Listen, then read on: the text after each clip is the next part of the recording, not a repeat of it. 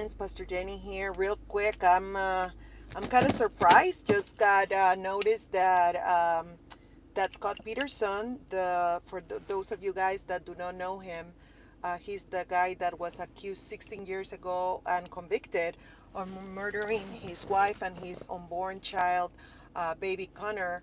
Um, he is being granted a new trial. Um, but before I go into the details, I just wanted to thank you again for all of you that have subscribed to my channel. It's been a while since I do a video on crime, um, because of the way things have been in our country and whatever. I've been trying to focus a lot more on videos that I know are going to encourage you and build you up. But I am really grateful that you guys have stuck with me. And if you are brand new, I'm Pastor Jenny, and you can subscribe and like and recommend to others. This is a channel where we talk about a lot of things. This is why it's called Life, because we talk about a lot of things. But I have a bias. I'm a Christian pastor, and at the end of the day, although not all my subscribers are Christians, everybody does know that I have that bias. I love Jesus, and I am going to, at the end of the day, always put in that spiritual nugget. So, again, if you are not part of the family, I welcome you to join us. Um, but yeah, what happens is it's not a new trial as of his guilt of the murder of Laci and Connor. And by the way, if you don't know about the case, look it up. Scott Peterson, Laci and Connor Peterson, and there's plenty of videos that have been done about that. So I'm not going to go into details, but he was a husband and he was having an affair unbeknownst to his very pregnant wife. And when the case came up to the public view, his lover, um, Amber Fry, came out and told the police, "Hey, this guy has been having an affair with me." And she, of course, didn't know about Laci, apparently, or so she claims.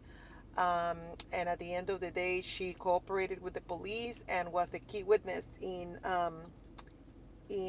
condemning Scott Peterson. Now, um, as a Christian, I have a lot of mixed feelings about the death penalty. You know, there's a part of me that understands that there's a lot of instances in the Old Testament where God basically said that person's evil, just done with it. So I know that before God, there are certain people that have so much evil in their heart that at some point He recommended that they be put to death. You know, eye for eye. But we are in the period of grace, and I know that as long as somebody has breath in him or her, they have the ability to repent and to turn away from their sins. So the only positive thing about this is that hopefully Scott Peterson gets to hopefully repent, although after 16 years he has not repented. He keeps claiming his innocence, and frankly, guys, I could be wrong, but I agree with the jury that first convicted him. I think he very much did it, and I think that there's been a few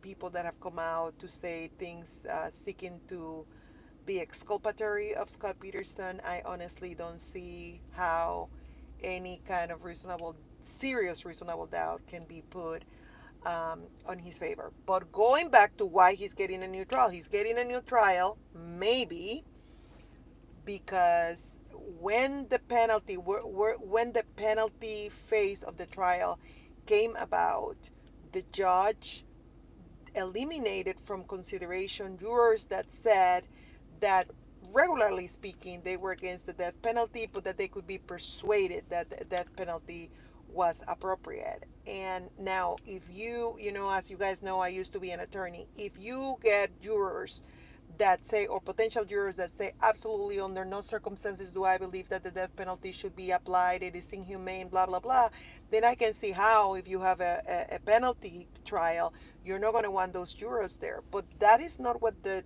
jurors said. The jurors said, under normal circumstances, most of the time, I would opine against it, but I could be persuaded. And the judge didn't consider those people. So the defense of Scott Peterson is claiming, hey, you you did not give this guy a fair opportunity to be condemned to something other than the death penalty.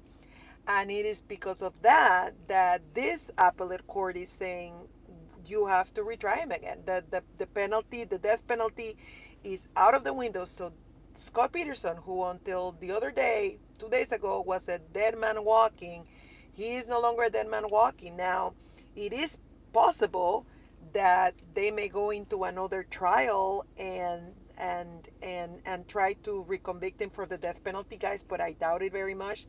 That would mean that they would have to bring all those witnesses from so many years ago.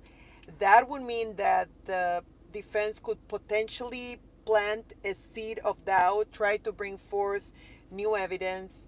I honestly think if I was on the prosecutor's chair, what do I know? But if I was there, I would probably say, you know what? Okay, no death penalty.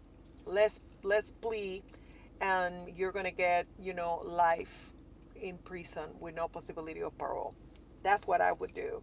At the end of the day, as long as they can prevent this guy from going out in the street and killing anybody else or applying his sociopathic tendencies to any other relationship, then I think the society is protected and he gets punished and gets additional time to recognize his need from God and that he's sinned and that he deserves to be punished.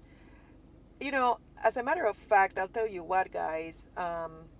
People that get convicted of death, that get condemned to die, they spend so long in appeals towards the death penalty that they have plenty of time to repent. But it sounds to me like Scott Peterson's going to get a lot of additional time. He's no longer going to die. So I just wanted to jump in real quick to tell you guys about this news in case you didn't know it. I love you guys. I'll see you really, really soon. Welcome to the family. If this is your first time, make sure that you should subscribe and follow.